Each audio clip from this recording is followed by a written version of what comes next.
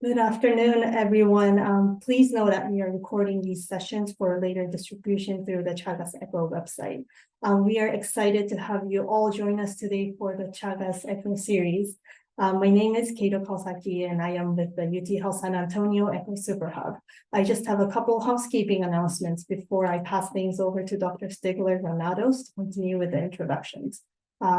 Here's our agenda for today. We'll start off with some introductions and announcements, then move on to presentations by Dr. Clark and Dr. Weatherhead, with time for Q&A. During the session, please stay muted unless you're speaking, but we do encourage you to speak. If you've joined by computer, your mute button is on the bottom left of your Zoom controls. Or if you're on the phone, just press *6 to unmute. You can also use the reactions menu to raise your hand, or you can use the chat to ask questions, answer questions, and share any perspectives you may have anytime during the session. And to help with attendance, please enter your name, email, and which state you're from, and affiliation into the chat. And finally, please note that no protected health information is allowed in either the chat or our discussions. And this session is brought to you by the Rockefeller University Clinical Directors Network, Texas State University, San Diego State University, and UT Health San Antonio ECHO. And our ECHO Hub team members are listed on the slide. Next, yes, thank you. The topic of discussion today is Chagas disease in the US, screening, diagnosis, and treatment for primary care patients. This is session 1 of the 4-part series, and the topics are listed here. I hope you can join us. We will be offering continuing education credits for providers and nurses at 1.5 hours CME credits for each session. And towards the end of the session, we will be sending out a link to an evaluation survey.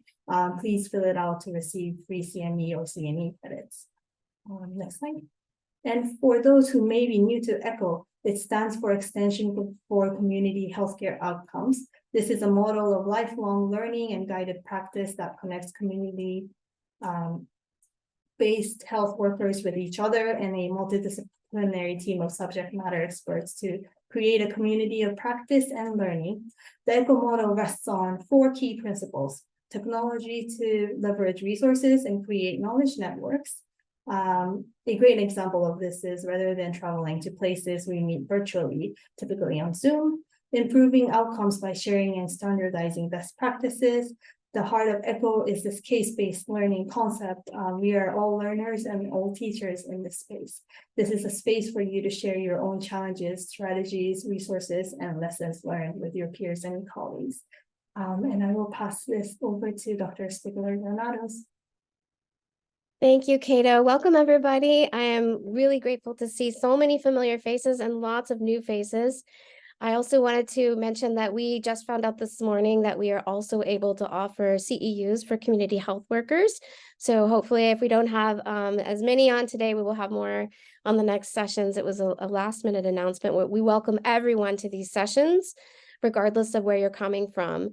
I also wanted to mention that if you've been at our previous ECHO sessions, we are super excited to partner with a new group. And the Clinical Directors Network has partnered with us on these sessions for the next 4 parts, the 4 parts of this series. And I would like to go ahead and introduce Dr. Zaremski from CDN to give her the platform to tell us a little bit more about CDN for those of us that are new to this collaboration.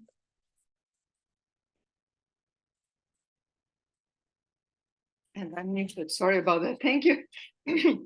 Thank you very much, Paula. So this series is part of the pilot project, Chagas disease as an emerging infectious disease in the USA, which is done in collaboration between Clinical Directors Network and the Rockefeller University Center for Clinical and Translational Science.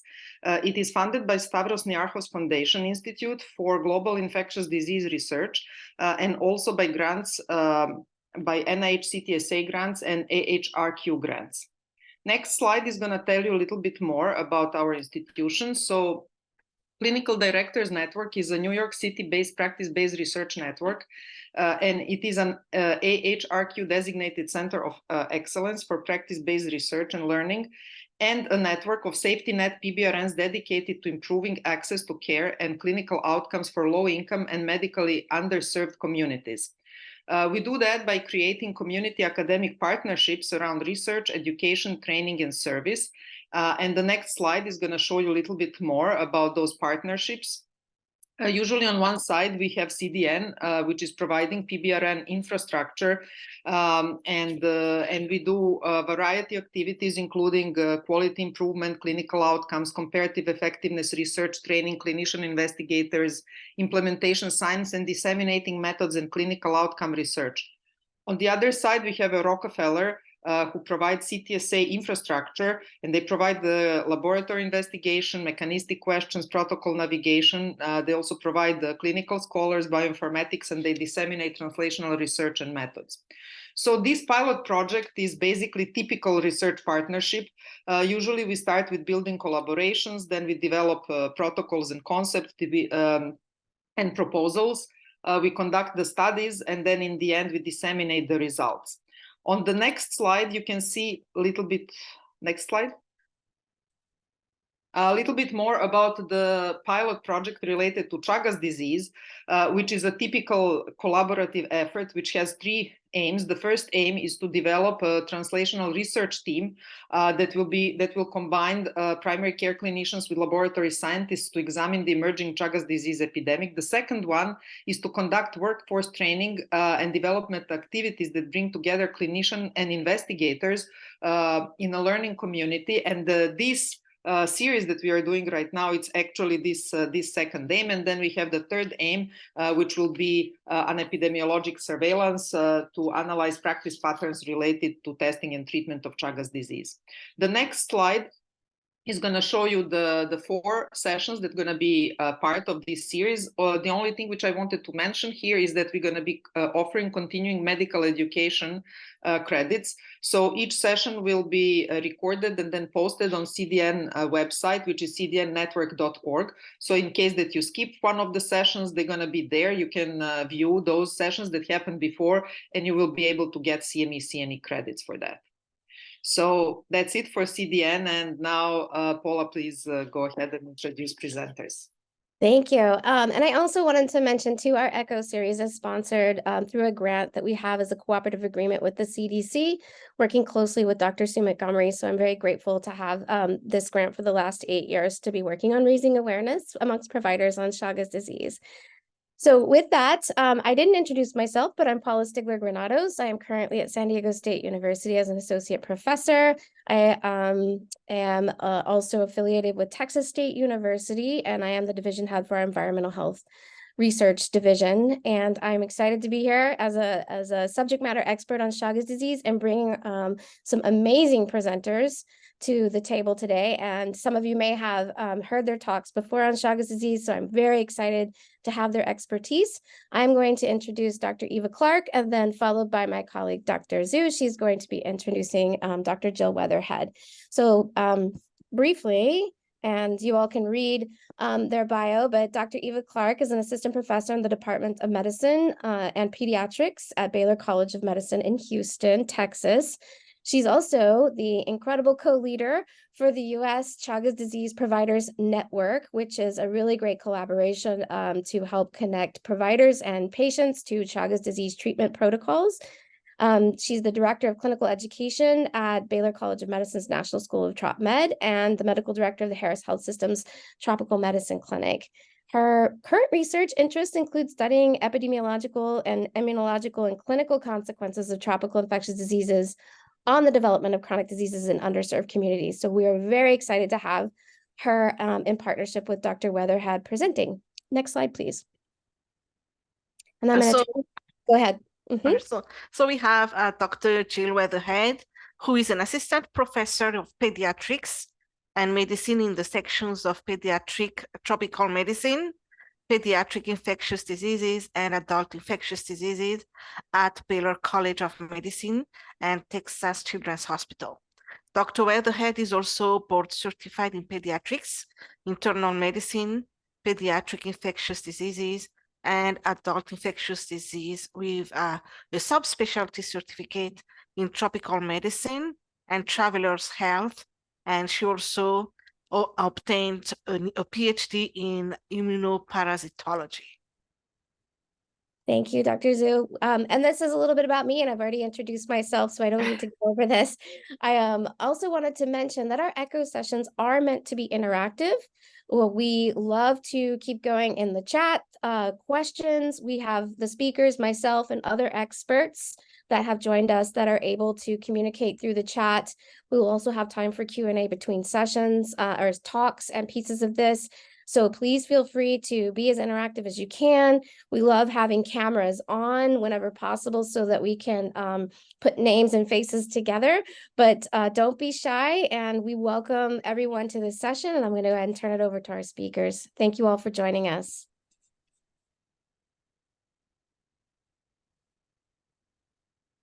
Yeah, we'll transition to the letting you all share your screen.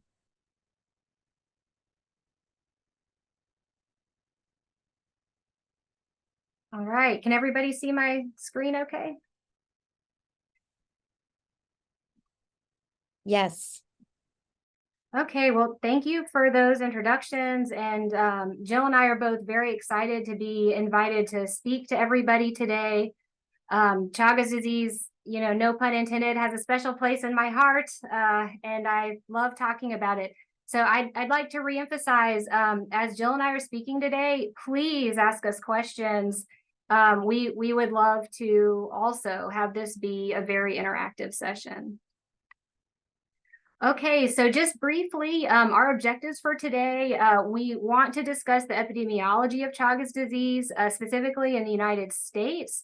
So our talk has a very obvious emphasis on the United States. We're going to emphasize risk factors for Chagas disease to you guys, because we definitely want that to be a takeaway from this talk. Very importantly, we're going to talk about how to screen for Chagas disease, also how to diagnose and manage it. Neither Jill nor I have any disclosures to tell you about. So first, let's talk about what Chagas disease is and who is at risk. So that's our first poll question. What is Trypanosoma cruzi?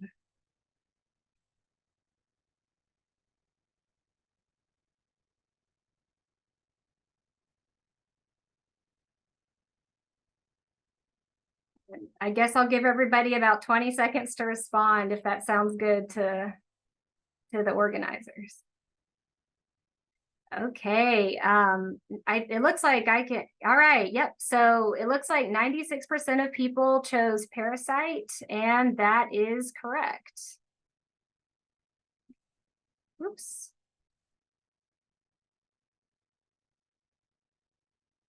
Oh, not sure how to, there we go. Okay, so T. cruzi, it is a parasite. It's a protozoa, and it is the causative agent of Chagas disease. It was identified in 1909 by a Brazilian scientist named Carlos Chagas, and he named the organism after his mentor, Dr. Cruz, Oswaldo Cruz, and so that is why it's called Trypanosoma cruzii. So here, you know, I'm showing you guys a picture of the trypomastogote stage in a thin blood smear. This is from the CDC's DPDX website. I have the link at the bottom left of my slide. And if you guys haven't been to the CDC DPDX site before, you should visit it. It is a fantastic just wealth of information about parasitic diseases organized by disease. And so I'm showing you actually the life cycle of T. cruzi taken from that website. And so you can see that after exposure, after the human's exposed, the trypomastogote form goes through your circulation to tissues. And we're going to talk about specifically what organ systems are usually affected by T. cruzi. There it turns into a different life stage called the mastogote.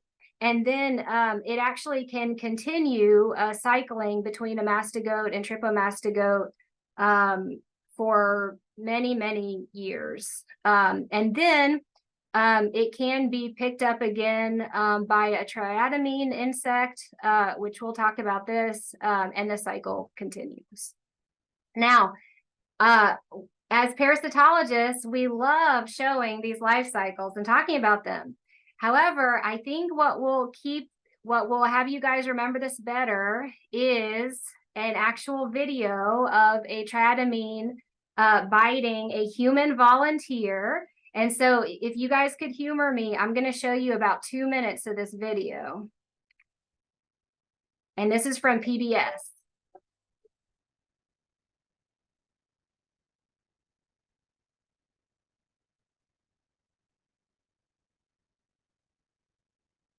This kissing bug isn't going to give you a loving peck when it sticks you with that tucked away proboscis. It could actually make you really sick, even kill you. It makes its move at night while you're sleeping. It likes your warm body. Kissing bugs get their name because they often bite near the lips or eyes, but they'll dig in anywhere you've left uncovered. A little anesthetic guarantees you won't wake up while they feed on you for 10, 20, even 30 minutes.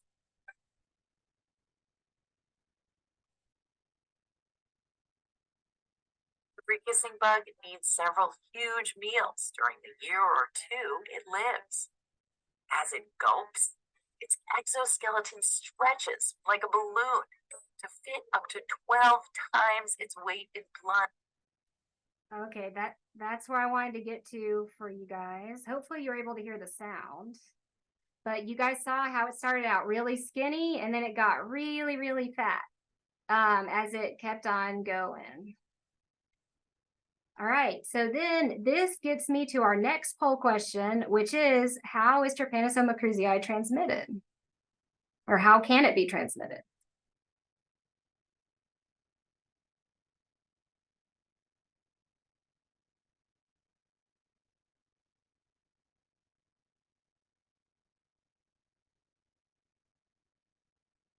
All right, so that was about 20 seconds.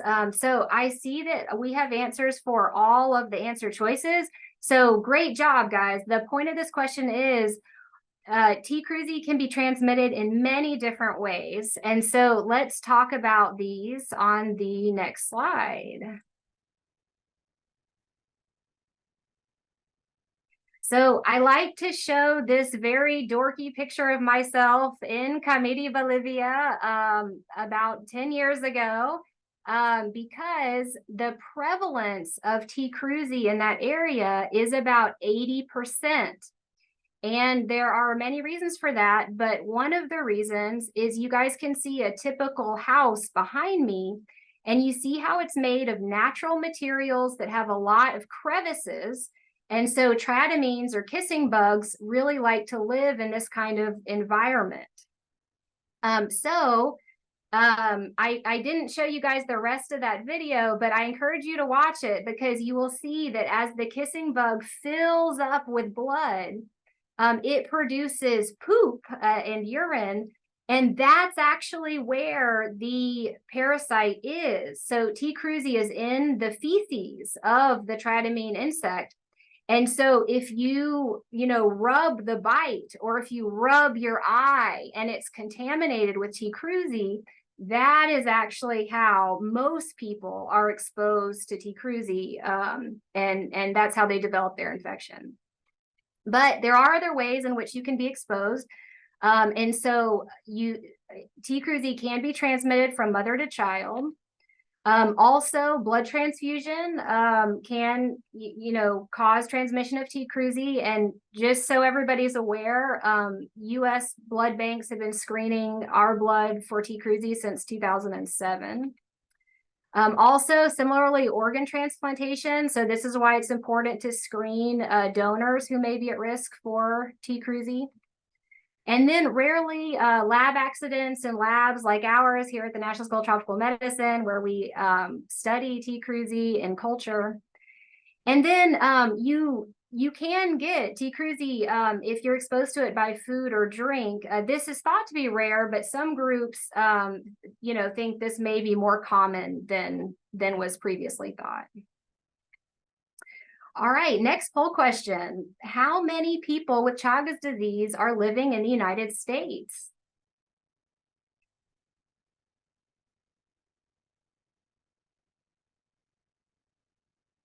Whoop.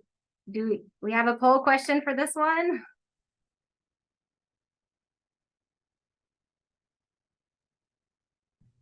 Not really. I think, Okay. Cato, I'm sorry, Cato, are you gonna launch the Yeah. question? I'm not able to launch it. How about we put it in the chat? If you all have an idea, Yeah, that take a sounds guess. great. Throw it in the chat. Just take a Thank you. guess. Oh, so sorry about that. Let Oh, me, here we go. thank you. So sorry about that. All right, guys, what do you think about how many people with Chagas disease are currently living in the US?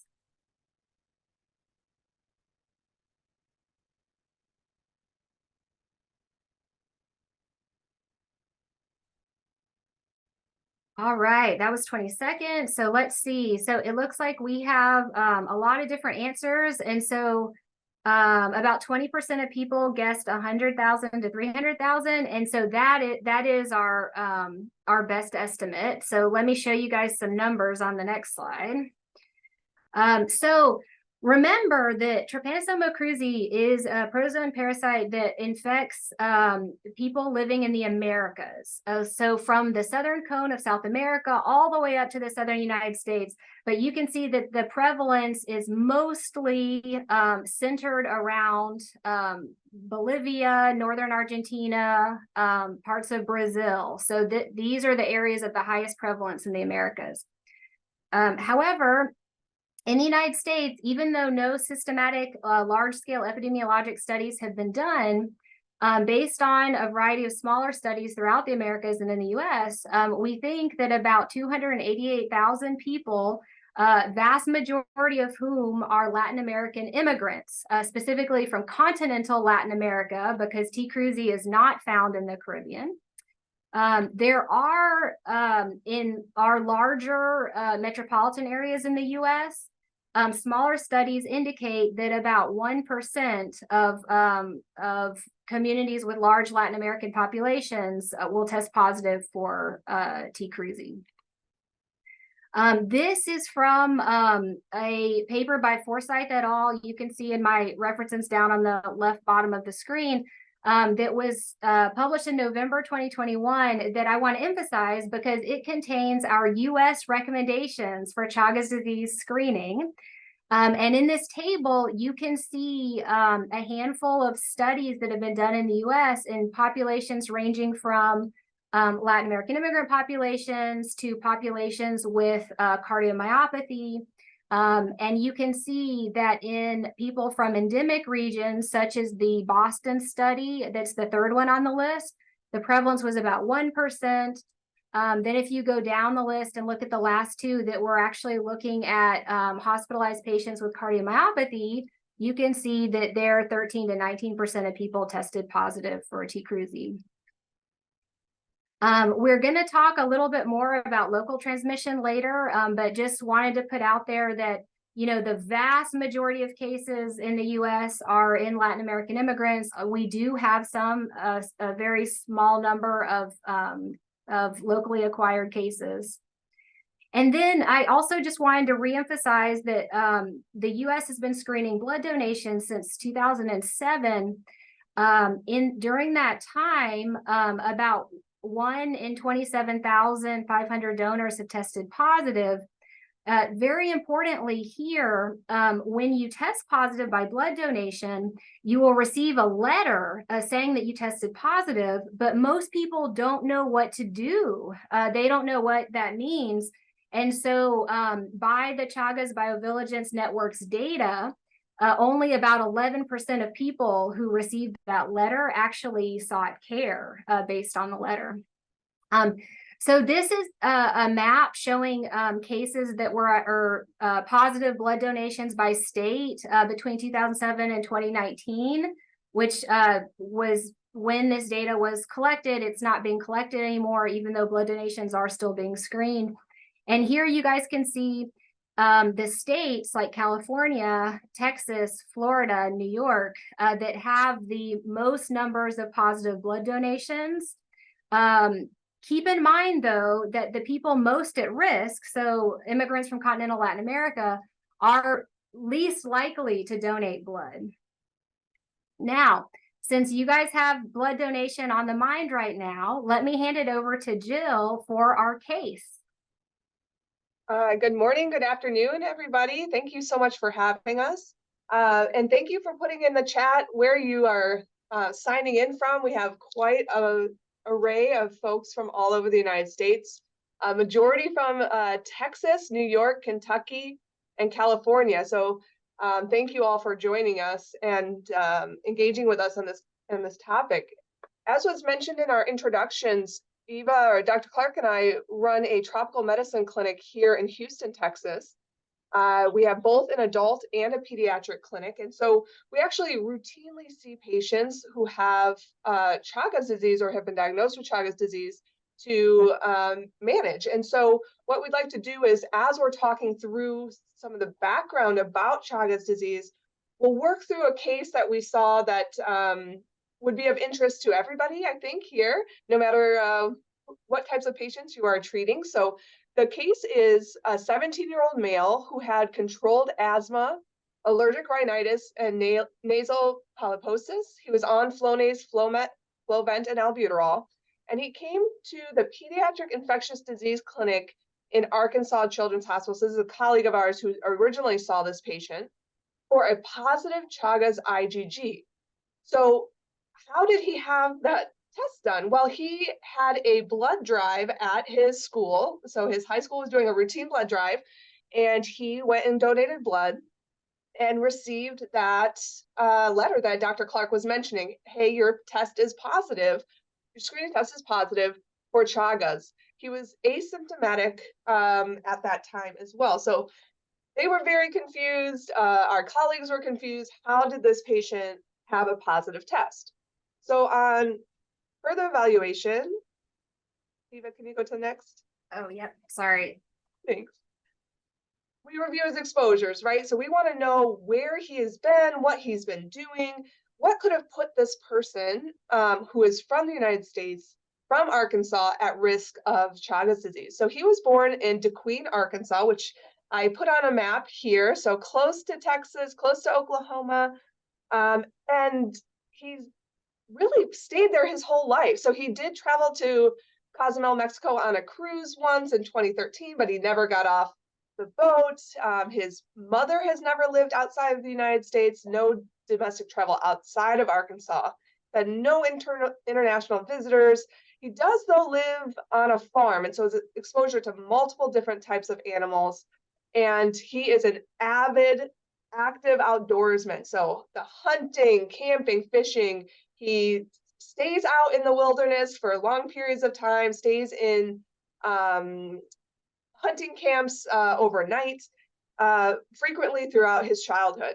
Does not eat raw or unpasteurized food or drink, so everything he has purchased is from or eats is from a grocery store, but does have lots of bug bites. This guy is outside all the time, right?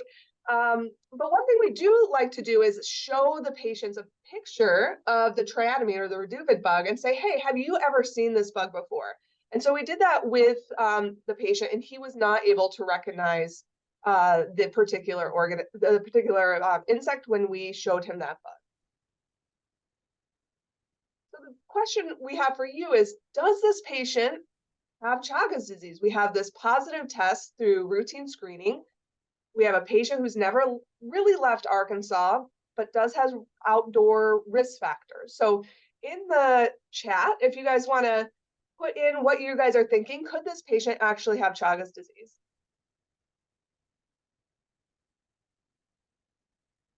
We'll give you a few moments to think about it. You can do a yes or no, or put in any explanation that you have. Would be great.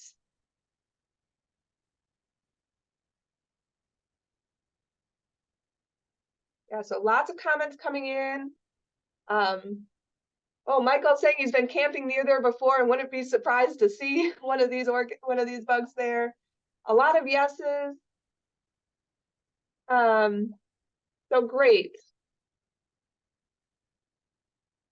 Okay, awesome. Next slide, Eva. All right, looks like everybody agrees that this is possible. So let's talk a little bit about triatamines in the US. So there are 11 triatamine species have been reported in the US. And so you guys can see this map here showing the distributions of 4 of those species. 2 are the most common. You know, on the east side of the country, you can see in blue, T. sanguisuga is very common. And then on the west southern part of our country, you can see that protracta and rubida are more common. And in Texas, you can see that all 4 of these are common. So we certainly have the vector here. Now, what about transmission, local transmission? So you know, if you guys are interested in local transmission, keeping in mind that this is a minority of cases, right? This is a really interesting paper by Lin et al. And so they're showing here the number of confirmed and suspected cases reported between 2000 and 2018 in the United States. So you guys can see that the great state of Texas is reporting most of these local cases, but confirmed cases are also reported from Arkansas, Arizona, and then suspected cases from other southern states. So just since my state is Texas, I just wanted to show you guys this great map that's put together by our state health department. And you can see the counties that are bordered in red are counties that have reported locally acquired human cases. Also note that triatamine insects that have tested positive, the counties with those are shown with hashtags. And notice that about 50% of the triatamines tested positive. And then positive animals have been identified from the counties in blue. So just to kind of reemphasize to you guys that, you know, local transmission is possible and does occur in a large part of the southern US. All right, so that was our first section, and it looks like we did pretty good on time. So let's move on to the second section, where we're going to talk about clinical manifestations as well as diagnosis and very importantly, screening. So next poll question for you guys to get us started. What percentage of people with Chagas disease will develop cardiomyopathy?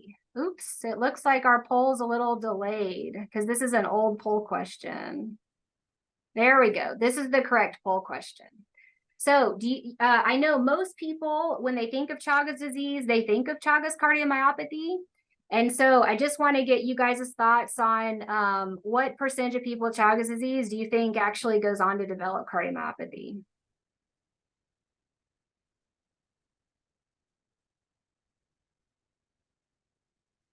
All right, so that was about 20 seconds.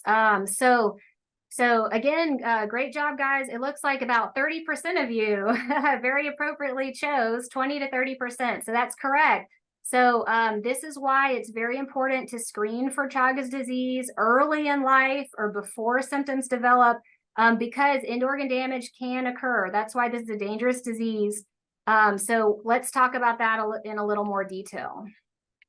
So there are 4 distinct presentations of Chagas disease. And so I'm going to go through all 4 of those with you guys here briefly.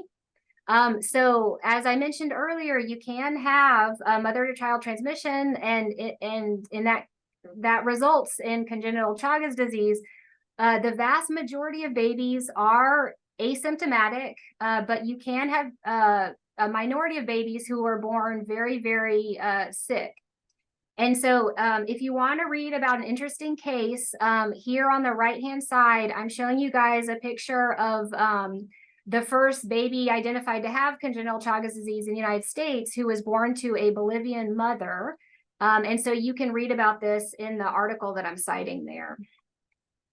Now, acute Chagas disease, you know, this is a famous presentation mostly because of Romagna's sign, which I'm showing you down in the photo on the lower right.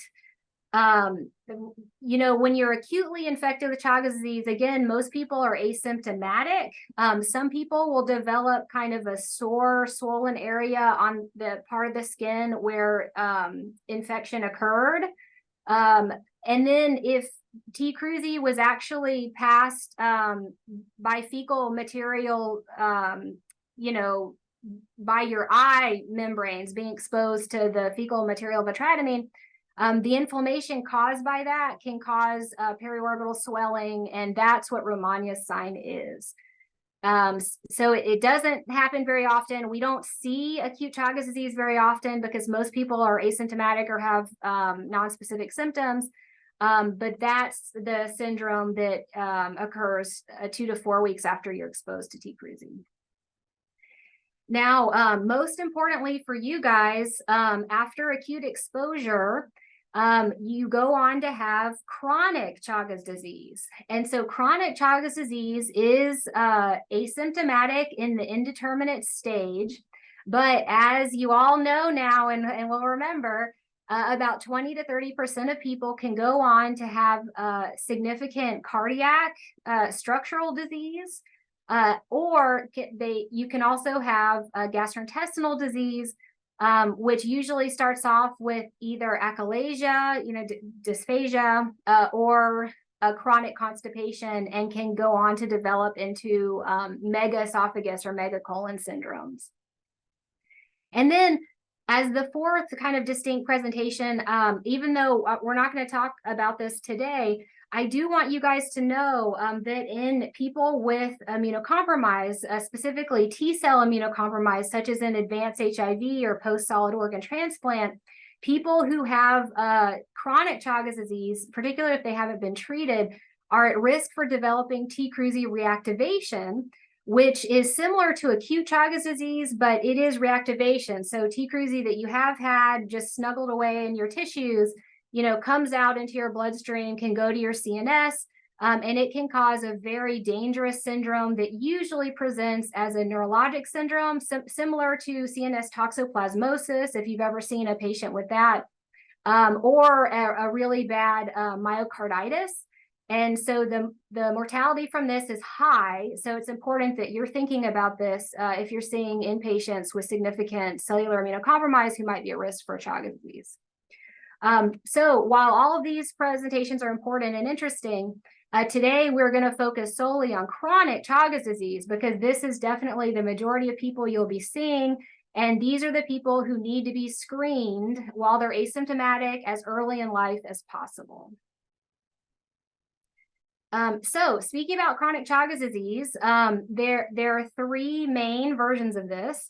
As we talked about, most people stay in the indeterminate phase for their whole life, but 20 to 30% of people can go on to develop Chagas cardiomyopathy. Importantly, in case I forget to say this later, treatment is unlikely to be helpful in people who've already developed structural heart disease. So again, this is why it's important to identify people before they develop heart disease. Now, just to kind of show you guys a quick typical presentation of Chagas cardiomyopathy, I wanted to just quickly tell you about this case, who I'm actually seeing in clinic on Friday. So in 2017, she was a 32-year-old woman who's from Mexico, and she came to her PCP because she was having swelling in both of her feet. So she grew up in Guerrero, Mexico, but moved to Houston in 2003. And she's still living in Houston, working in a restaurant, and had no other medical history. So at that time, she was noted to have bradycardia just on routine vitals. And also her PCP thought that she had a 2 out of 4 systolic murmur. Did an EKG, and it just showed sinus bradycardia. This is her EKG. And also did an echo that was unremarkable. So her blood pressure was also high at that visit. She was diagnosed with hypertension, started on blood pressure medication, and then, you know, was not followed up. She was lost to follow-up for time after that. Note that she was not tested for T. cruzi at that time. Unfortunately, this year, she presented to the ER with shortness of breath and a lot of lower extremity swelling. An echo was done, and her left ventricle was shown to be dilated, and her ejection fraction, unfortunately, was very depressed, 25 to 29%. At that time, she was tested for T. cruzi and found to be positive. So, you know, just wish that she had been screened for T. cruzi earlier in her lifetime. So that is a pretty typical case that we see of Chagas cardiomyopathy. Now, just less commonly, you know, people with chronic Chagas disease will develop gastrointestinal disease. So I just wanted to give you guys a quick example of that. This is another one of our patients. She grew up in Bolivia, in southern Bolivia. And although she then lived in Brazil for a while before she moved to Houston in the early 2000s, and she had presented to her primary care doctor with difficulty swallowing solids and liquids. It got worse and worse. Her PCP referred her to a GI who did an EGD. She was positive for H. pylori and treated for that. She had a barium swallow or a gastric emptying study that you can see here that showed impaired motility, and she was diagnosed with achalasia. She was screened for Chagas disease and was found to be positive, and then sent to our clinic for management. All right, so before we go back to our case, does anyone have any questions about cardiomyopathy or gastrointestinal disease?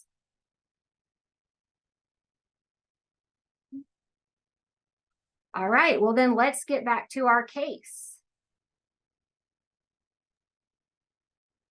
All right, so we just heard from Dr. Clark about the importance of screening and early intervention, which we'll get into more in a few minutes in the last section. So we're going to go back to our 17-year-old who is asymptomatic. Remember, the patient is from Arkansas, and they had a positive Chagas IgG via blood donation. Now, this happened about 2 years ago, and at that time, the CDC parasitology lab was undergoing evaluation and redoing their protocols, and so they weren't able to run additional confirmatory testing. And so we were consulted at that point here in Houston to help provide additional guidance. So what would you do next? You have a patient who has a positive screen from blood donation, and you're seeing this patient in your clinic.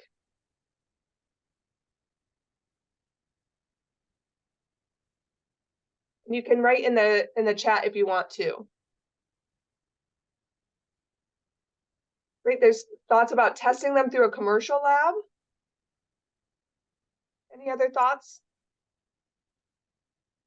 And lots of thumbs up. Yeah, an EKG is looked at differentials and perform additional testing. Great idea. All right, so you're going to be thinking about this. We said it was possible, right? The patient has some potential exposures to the vector, and we screened and it was positive. So we do need to dive into it a little bit more and think about what is really the risk to this patient, and what are our next steps to make sure that we are diligent and do the screening that we need to do.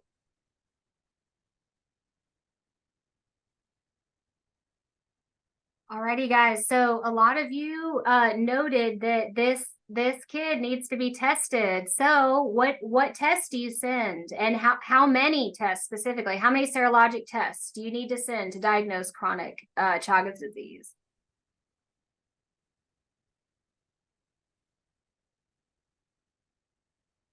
All right, that's about 20 seconds. And I see that, let's see, about 73% of you guys said 2, which is the correct answer. Strong work. Okay, so let's jump into the details of diagnosis of chronic Chagas disease. You guys may be aware that the Pan American Health Organization in 2018 published guidelines about diagnosis of Chagas disease. And because the sensitivity of our available serologic tests is not perfect, which we're going to talk about later, it was decided that at least 2 different serologic tests, so that means serologic tests using different antigens or different methods, must be positive to confirm a diagnosis of Chagas disease. So how do we do that in the United States? So we do have 4 T-Cruzy serologic tests that are FDA approved, which I'm going to show you on the next slide. However, only 2 of those are actually commercially available, the Hemogen test and the Wiener test. So many, or several at least, state health departments in southern states, so Texas certainly, offers T-Cruzy serologic testing. So I think seeing the states that all of you guys are from, if you can't send a high sensitivity screening test through the commercial lab that you're affiliated with, then you would send to your state health department. If they don't have T-Cruzy serologic testing, then the specimen should be forwarded to the CDC for testing. Now, let's say that you do send T-Cruzy IgG using your, the lab diagnostics company that you're contracted with, and it's positive. Well, then you need to confirm that. And usually the way most health systems do this is by sending to the CDC for confirmation.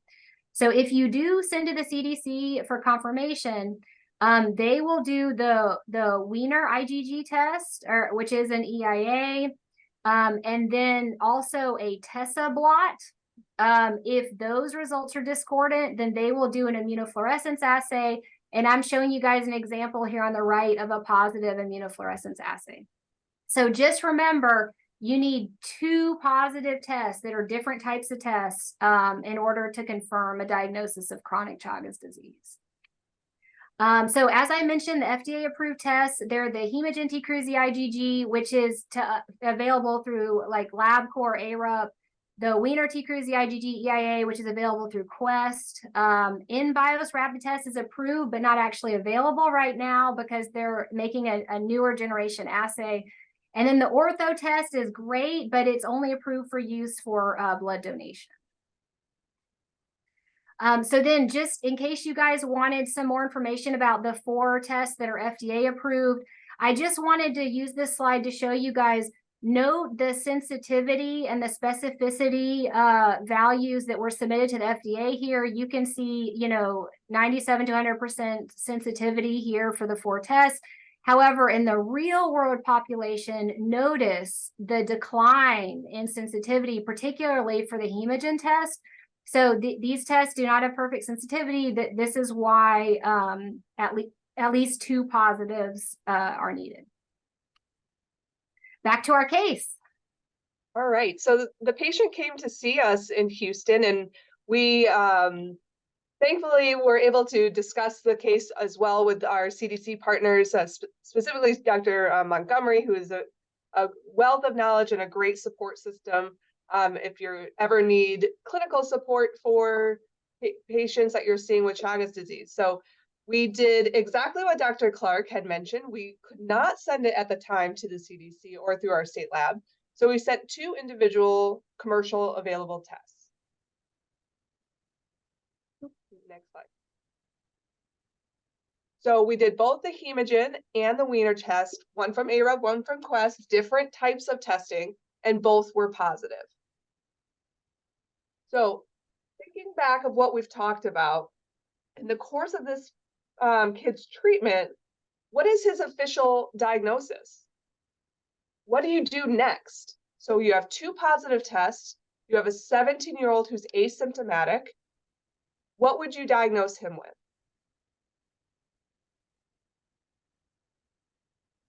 So we have, this is a definite positive. So we have our 2 positive tests. Anybody else in the chat want to contribute?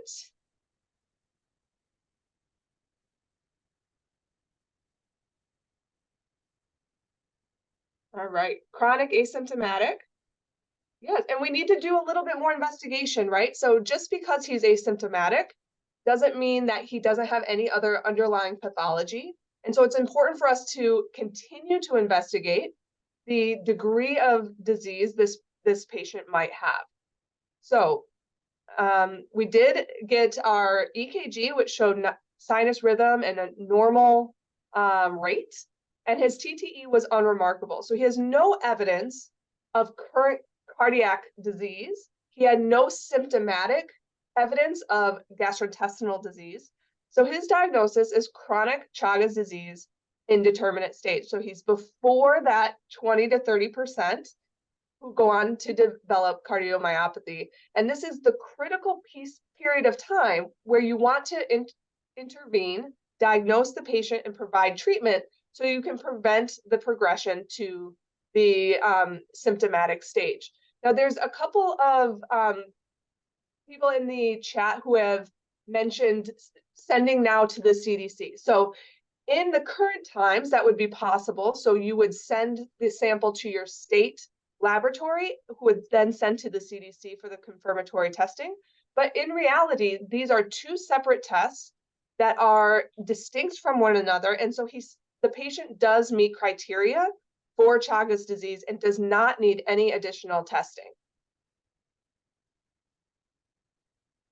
So another comment in here is if there was other GI pathology or other end organ damage. So as was mentioned by Dr. Clark, the two main areas that we look at is the cardiovascular system. So we've done a physical exam. There's nothing on physical exam that makes us concerned.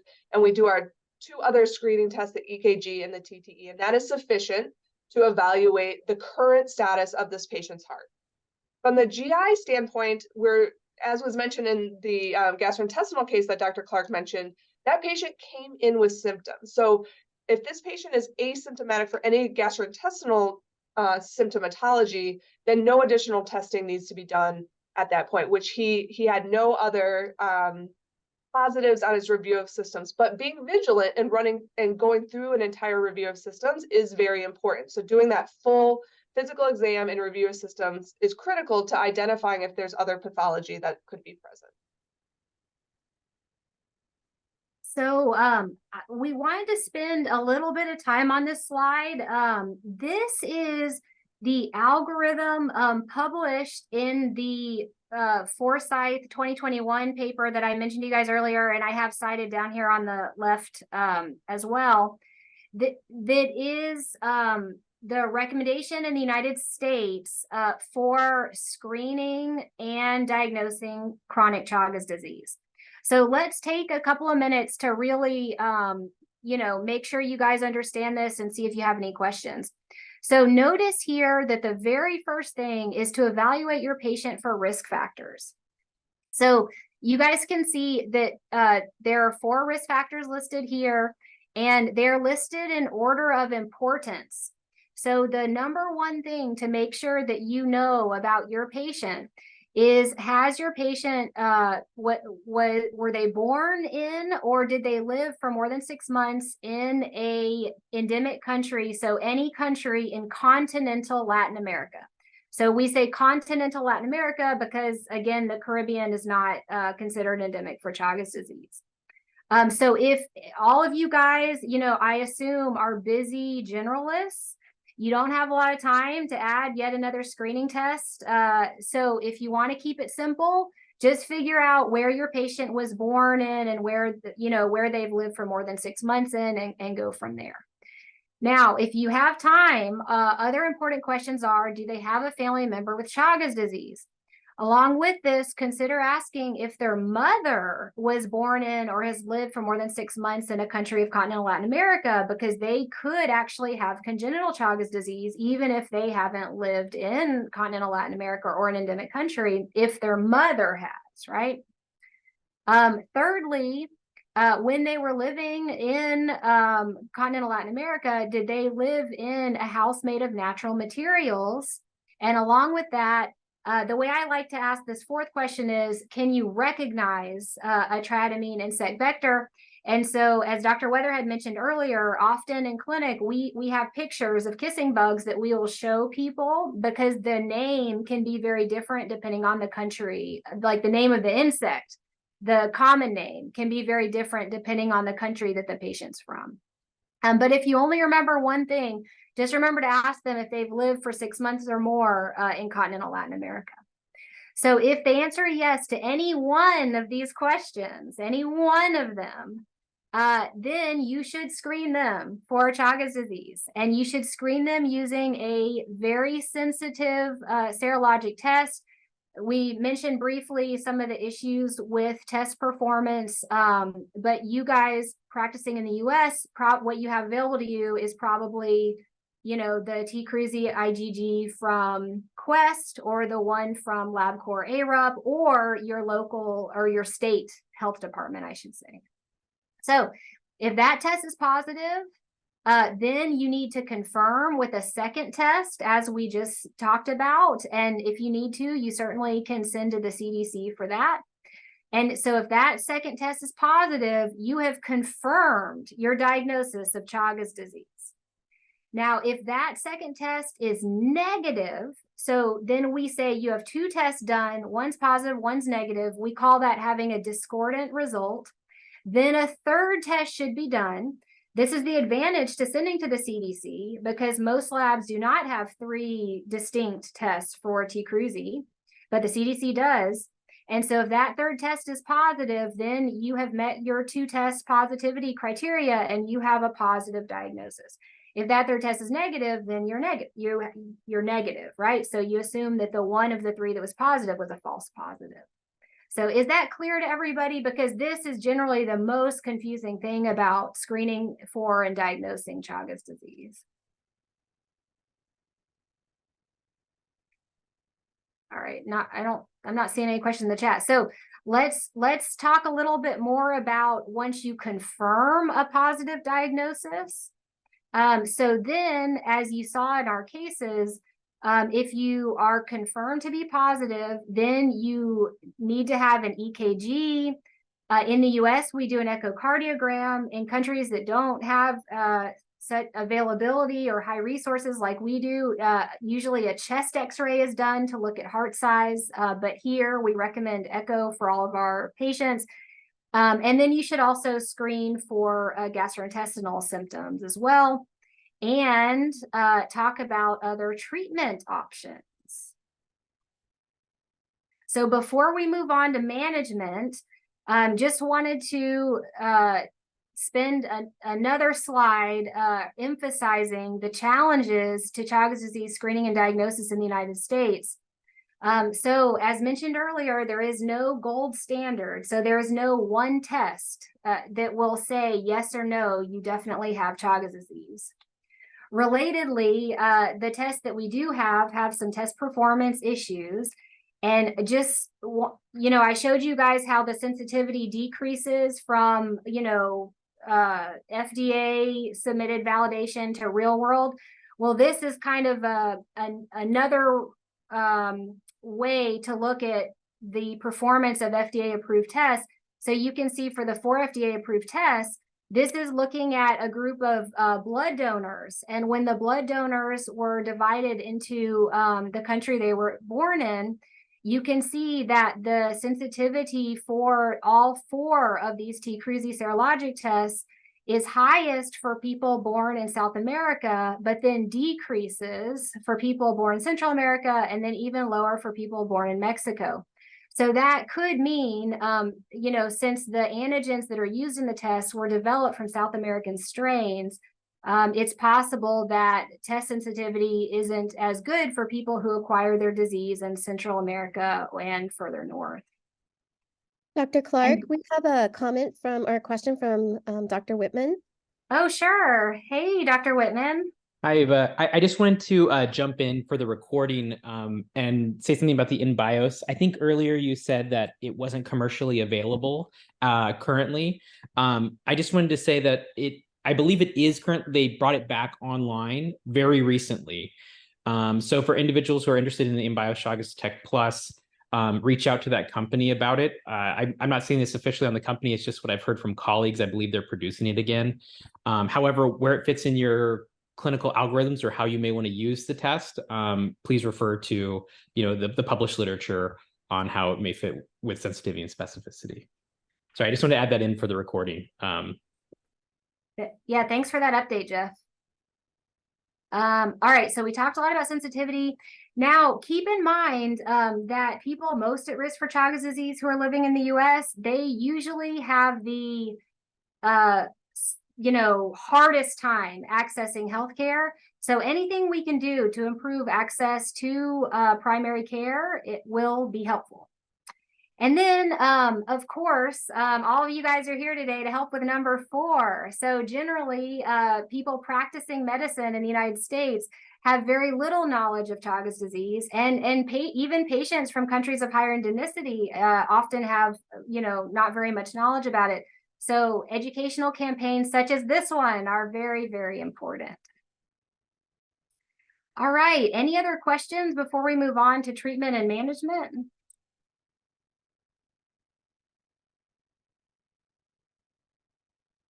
Okay, and it looks like we are right on time.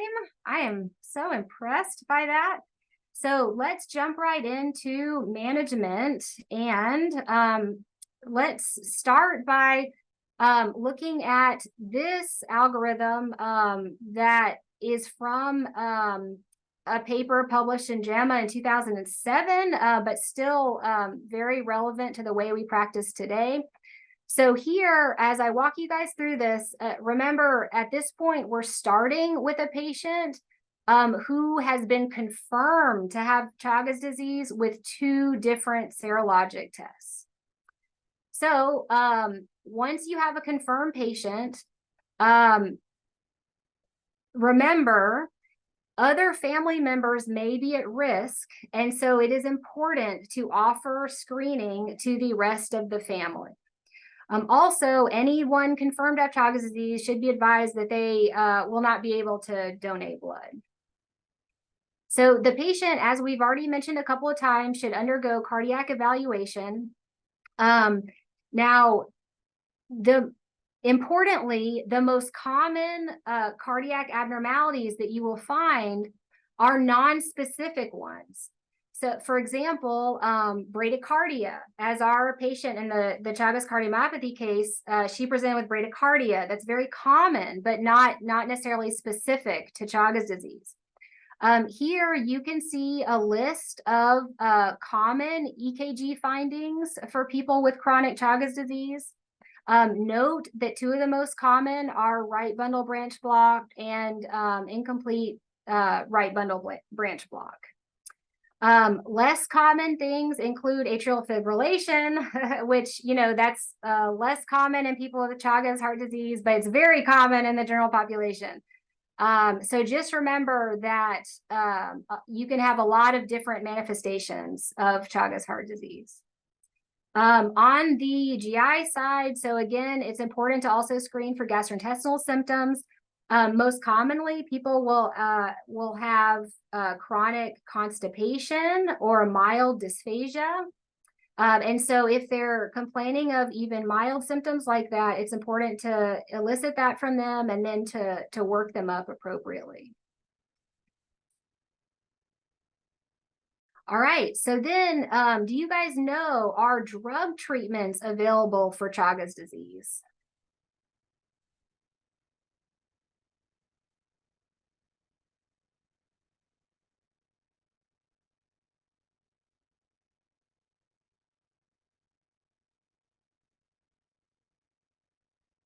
All right, so we hit 20 seconds. So it looks like 78% of you guys said yes, and you are correct. There are pharmacologic antitrypanosomal treatments. So before we talk about them though, let's talk about the big question of whether or not somebody should receive them in the first place. Also, here I would like to emphasize that managing someone, including drug treatment for Chagas disease, that's something that you probably should refer to infectious disease or tropical medicine for if you can. Most primary care doctors and general internists and general pediatricians do not feel comfortable doing this because it's very involved. And so if you're able to, certainly reach out to your friendly infectious disease doctors, tropical medicine, and CDC can, of course, help guide you too. So All right, so now zeroing in on drug treatment. So who is eligible to receive antitrypanosomal medicines? So note this first section here under should always be offered. So anyone with acute Trypanosoma cruzi infection, with congenital disease, and then all children who are confirmed to have T. cruzi should definitely be treated. The drugs that we have, we know that they're most effective the closer you are to the time of your initial infection. So the general thinking is that they are most effective for children. Also, another important category here of people who should always be treated is anyone who's presenting with reactivated T. cruzi disease. So most commonly we see this, it is rare, but most commonly we see it in people with advanced HIV or people who are post-solid organ transplant. Now, you could also consider offering drug treatment to women of reproductive age because you're thinking about the likelihood of passing T. cruzi vertically. I would say most people definitely would offer treatment to people of reproductive age. And then any adult under the age of 50 who does not have significant structural cardiac disease, they also are usually good candidates for treatment, even though it is possible that our treatments are less effective in these adults who've probably been infected for many, many years. Now, those categories it's usually pretty easy to offer them treatment, although the completing of the treatment can be harder. We'll talk about that in a second. But before we do, let's talk about this optional group, because this is where the treatment decision gets a little bit harder. So anyone over the age of 50 who you confirm to have chronic Chagas disease, particularly if anybody who has structural heart disease, they are probably not going to benefit very much from treatment. So sometimes we'll have people who they don't care if the benefit is small, they really want to be treated. And you can talk to them about all the side effects that we're going to talk about here in a second and the duration of therapy. And if you feel comfortable, you can, try to get them through that. But just remember, it probably won't benefit them very much. One other note before I leave this slide. We usually do not offer the two drugs that we have, benzodiazole, nifurtimox, during pregnancy or breastfeeding for chronic Chagas disease. However, in certain cases of, for example, reactivated T. cruzi that can be very, very dangerous, and those are exceptions. But of course, if you ever suspect something like that, please obtain guidance from CDC or from, infectious disease tropical medicine. Okay, so what are the two drugs that we have available to us here in the United States? So the drug benzodiazole is most popularly used to treat chronic Chagas disease in the United States, as opposed to the other drug, nifurtimox. Most clinicians who commonly treat Chagas disease feel that benzodiazole has an improved side effect profile. However, it does have side effects, and it's very important to talk to your patients about their risk for these side effects before you start treatment.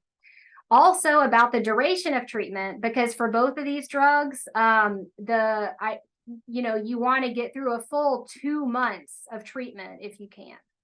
So for benzodiazole, the common side effects in our experience, but also published, most commonly you see skin manifestations, so rash. You can get a very bad allergic dermatitis. And this is usually within the first 2 weeks of treatment. You can also get some GI upset, which I didn't list here, but does happen. Over a few weeks of treatment, patients can develop peripheral neuropathy, may also have trouble sleeping.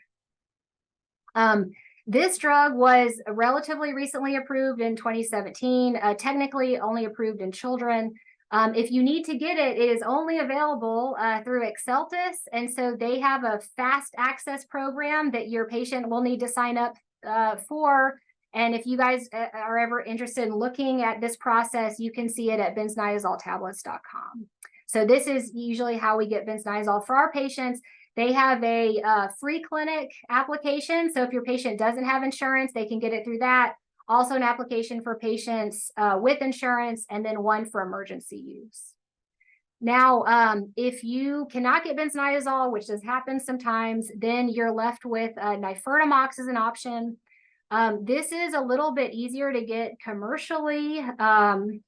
It's produced by Bayer.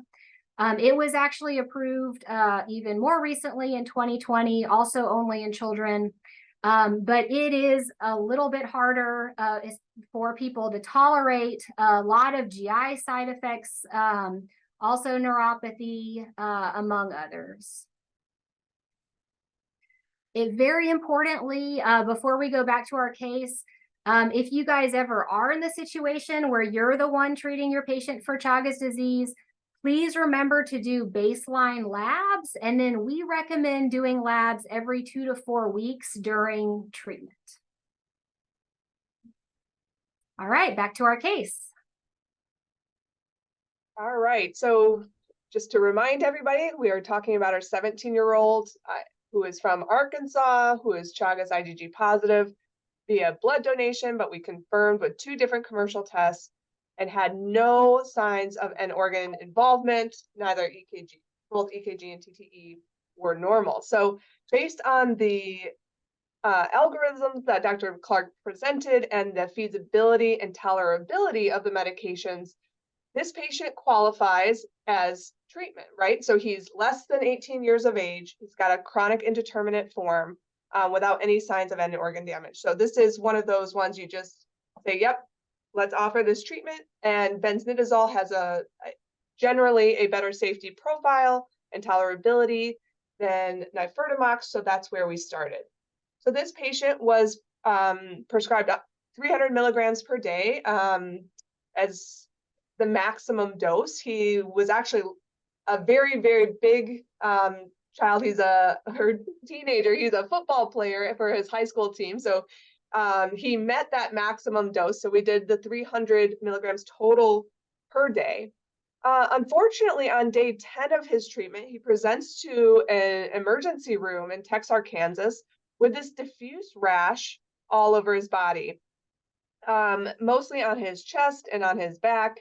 They tried Benadryl at home. It didn't change the rash. It continued to progress, but he did not have any mucosal involvement at the time. The patient was febrile, however. So you get your lab work. So at baseline, just to set the stage, his lab work was all normal at baseline. The emergency room actually called us. We talked to them about what labs the patient needed. We talked about what to do next. And so this is what you see here. So you have a white blood cell count of 6.7. You do not have a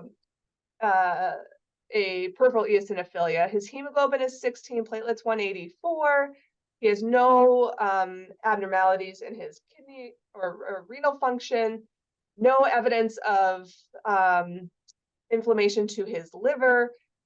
So more or less, other than maybe slightly increased alk-phos, more or less normal laboratory workup for this child. So they call us, say, okay, what would you recommend at this point?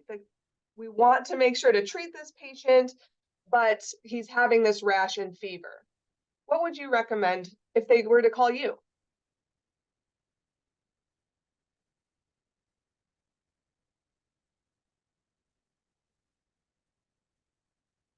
And I'll mention this call was also on Thanksgiving morning. So you can, as they usually are. So hopefully everybody would say, wait a minute, we need to really assess what's going on, right? So let's stop the medication for now and see what happens with this patient. So the benzodiazole was stopped. The patient was put on a prednisone taper, and his rash resolved fairly quickly. I think within about 5 to 6 days. After we rechecked his labs again, All of his lab work looked normal. We did restart the benznidazole, and we did increase the dose, trying to get back up to that 300 milligrams was the plan, plus the prednisone. However, after the first dose, even at a lower dose, he developed the rash again. So at that point, we've tried the benznidazole twice. That's no longer an option. The patient will not be able to complete the course with that medication. So we, again, with the help of our colleagues at CDC, Dr. Montgomery, we started nifurtimox. So the nifurtimox, as Dr. Clark mentioned, does have quite a bit of side effects. And what has in the literature and unpublished data even is that the more frequently you give it, so the smaller dosing, especially in teenagers who seem to have the highest risk of having adverse events, the more frequently you give it, the fewer adverse events you have. So that means we're giving this to a teenager 4 times a day for 60 days. And I don't know about you or your practices, but certainly taking a medication 4 times a day and then expecting a teenager to do it 4 times a day is really, really difficult, right? So as Dr. Clark mentioned, we do a weight-based dosing in children. So again, he was on the adult side of things, so he reached the adult maximum dose. However, there was some miscommunication with the order that was placed back at his primary facility. So he was started on 120 milligrams a day instead of the 180 milligrams a day. So he actually tolerated that for 12 days. When the error was noted and he was increased up to 180 milligrams per day, he developed another fever and rash. So he was able to get 4 days of the higher dose, so 12 days of the lower dose, 4 days of the higher dose, but then required cessation of the medication for the fever and rash again. So in total, if you were to look at the appropriate dosage that this patient got, given his age and his weight, he got a total of 10 days of appropriate benznidazole and 4 days of appropriate dose nifurtimox for a total of 14 days. Now, using our poor 17-year-old's case as a segue to just talk to you guys briefly about trials that have been done looking at benznidazole and nifurtimox. So this is actually not a fully updated table, but just wanted to show you guys this from that same 2007 JAMA article to give you kind of a taste of the trials that have been done. So you can see that most of these are looking at benznidazole, and the top 2 are in children, the third one in adults, and the bottom one in mostly older people. But you see, when you look at the sample size column, that these trials weren't done in very many people. The biggest one is this one published in Vodi et al. In 2006 with benznidazole, and that was only 283 people there. So another challenge, in addition to sample size, another challenge to doing RCTs of antitrypanosomal drugs is that we don't have a test of cure. And so when you look at trials that have been done and you look at their primary outcomes, you can see that they're highly variable. You know, adults who have been infected for a long time, even after treatment with these drugs, they may still have a positive T-Cruzi IgG for many years. So using that as an outcome can be challenging. Using PCR as an outcome can be challenging too, because if you have chronic Chagas disease, you may not have circulating parasites. They may be just hanging out in your tissues, like your heart tissue. And so you may not be PCR positive. To give you guys just a taste of some of the trials that are like the Benita trial is completed. but Multi-Bens and Betty are still not yet completed. But these are trials that are looking at different durations of therapy.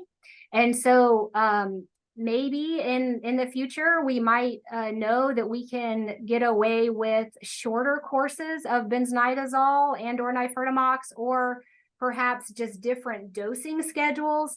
I'm not showing nifurtimox trials here, but there are trials going on in South America looking at different dosing schedules of nifurtimox. So you can see, just for example, in the Bendita trial, which is completed, they found that 2 weeks of benznidazole was inferior to 8 weeks. However, the arms were very small. So it was only 210 adults total, divided over all of these arms. So that, bigger trials are needed to really know, what's the best plan for antitrypanosomal treatment.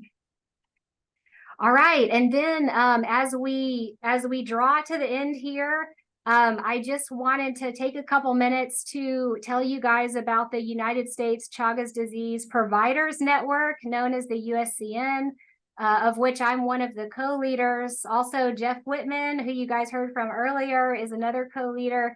And our director is Karen Byrne, who many of you, if you've read about Chagas disease, have probably heard her name. And so the point of this organization, which was started in 2020, is to help educate U.S. clinicians about Chagas disease and to help connect patients and clinicians to providers who care for people with Chagas disease in the United States.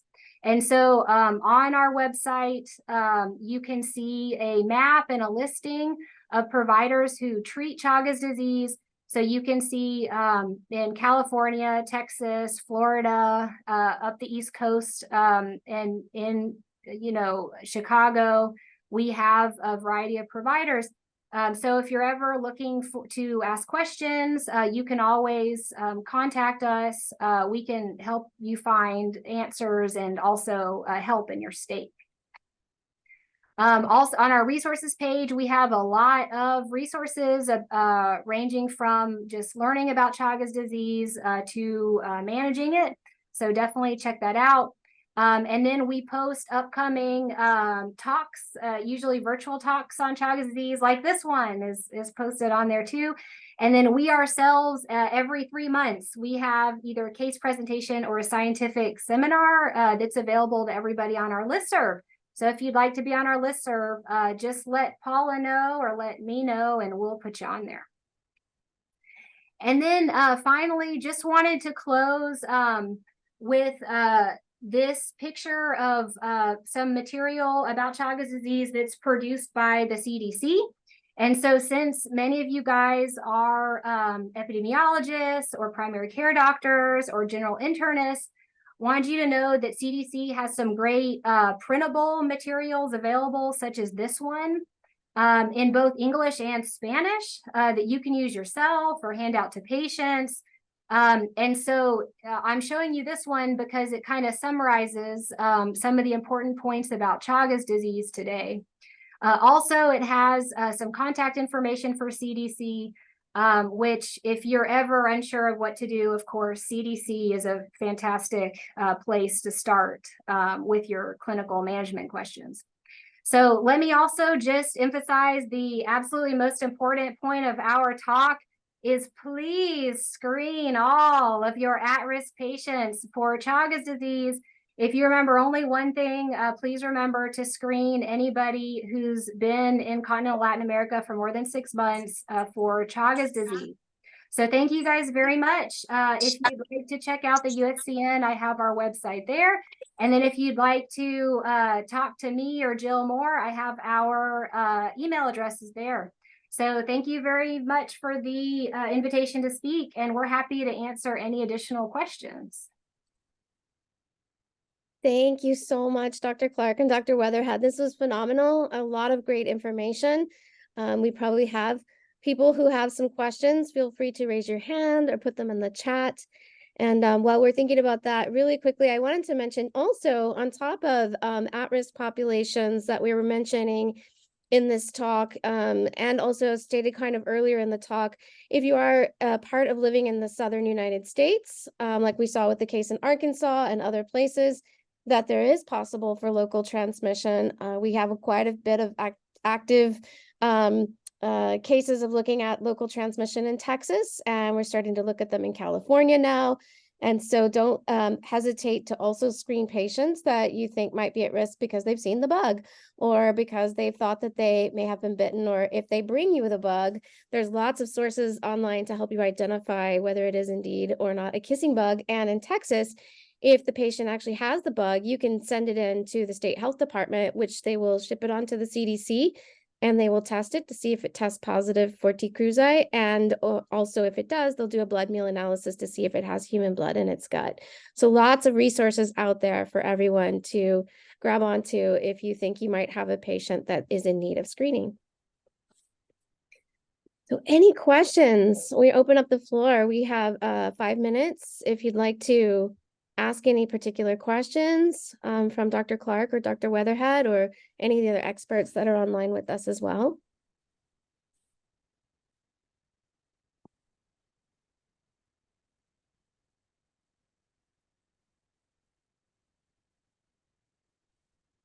Paula, there's a question in the chat that came to me about where they can find the recording for the webinar today. Great. Yes. So we're going to have, actually, there'll be 2 different places. We will have one on our UT Health Echo website. And I think Cato or Shreya, if you could put up the final slides, we'll have that information. As well as the CDN will have it posted on their website, where from their website, you would be able to get CME for watching it.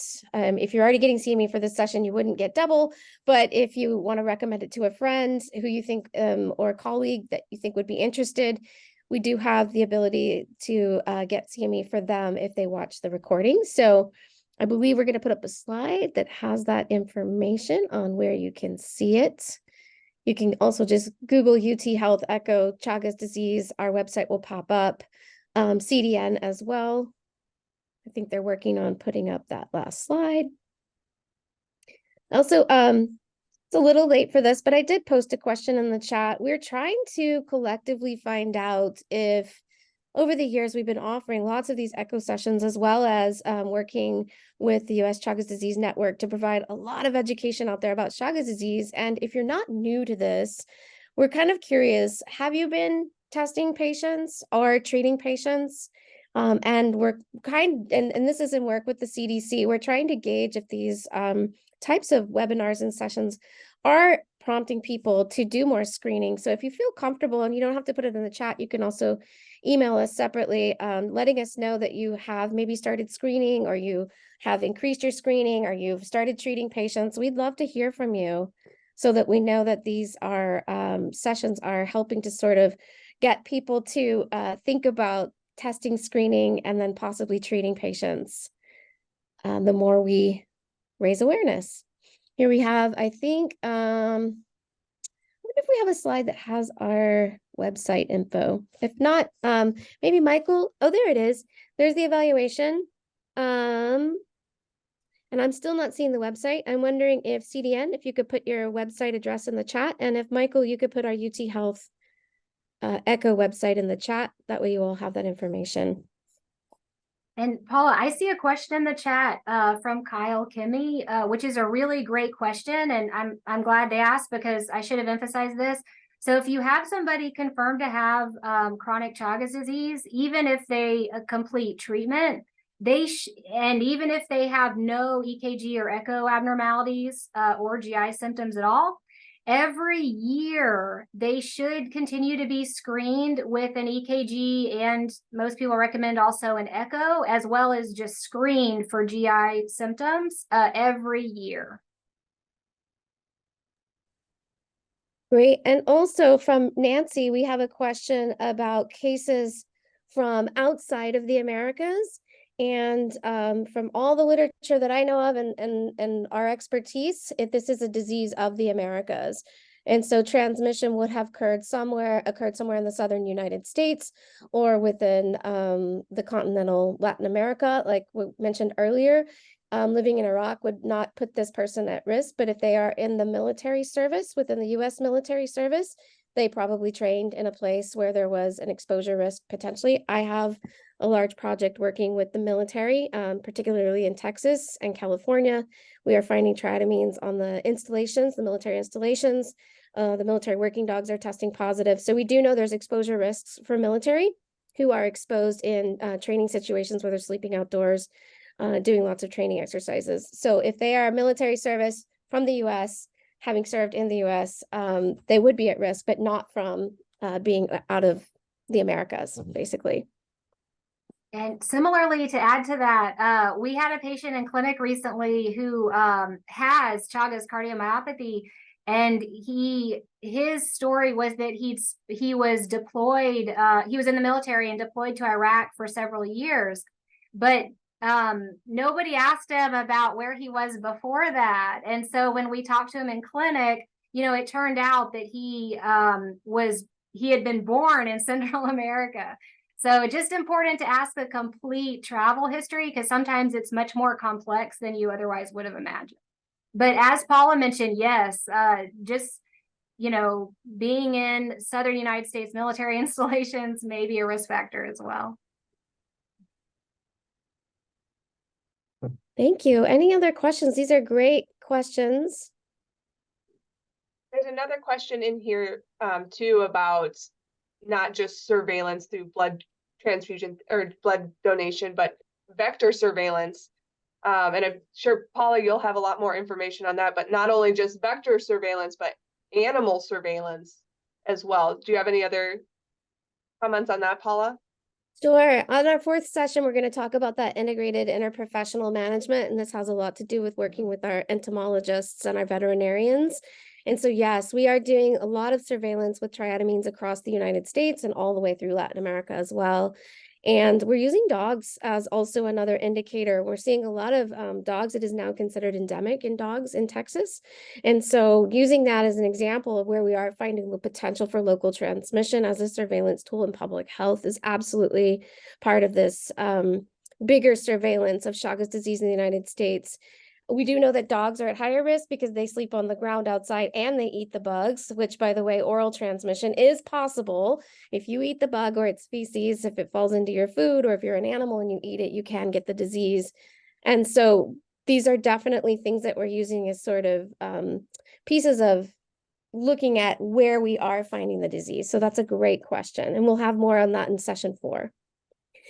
And I just wanted to remind everybody, we do have 3 more sessions. One will be specifically talking about congenital and pediatric Chagas disease. And we will have another session talking about this as a migrant health issue and concern, and how do we address that with our at-risk populations across the United States. And our last one will be more of a One Health. How are we looking at this as interprofessional collaborations to address the disease in the United States? So we hope you can join us for the remaining sessions. You've already registered for them. We'd love to see you. If you can't make them, we will have them recorded. And again, we are a little bit past time, but a few of us can stick around for a few more questions, but we really appreciate you all being here. And we look forward to seeing you at the next session. This was very great. Thank you again to our speakers. We're very grateful for your time and all the energy. This was really a fabulous presentation. Thank you all so much.